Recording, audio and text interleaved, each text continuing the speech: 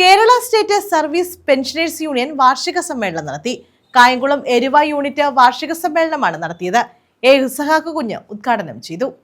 Kerala state service pensioners union Kayamkulam Eruva unit വാർഷിക സമ്മേളനമാണ് നടത്തിയത്.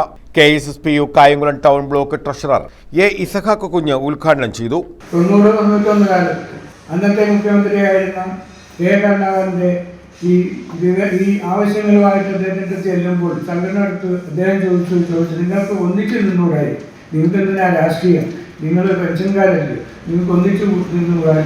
അതിന്റെ അടിസ്ഥാനത്തിൽ അന്ന് അവര് രണ്ട് സംഘടനകളും യോജിക്കാനുള്ള തീരുമാനം എടുക്കുകയും 1991 അവര് ജയിക്കാനുള്ള തീരുമാനം എടുക്കുകയും 92 മെയ് മാസം അതിനുള്ള നടപടികളൊക്കെ ചെയ്യുകയും 92 മെയ് 12, 13, 14 തീയതികളിൽ തിരുവനന്തപുരത്ത് ജിമ്മി ജോർജ് ഇൻഡോർ സ്റ്റേഡിയത്തിൽ അവർ രണ്ട് കൂട്ടുകെട്ടിയും സമ്മേളനം ഒരുമിച്ച് നടത്താൻ തീരുമാനിച്ചു.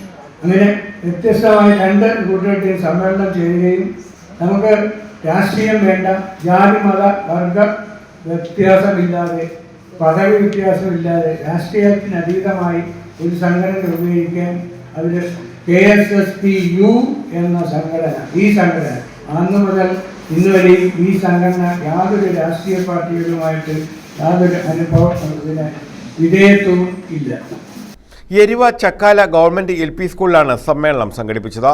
പി സുരേഷ് പ്രഭു അധ്യക്ഷത വഹിച്ചു.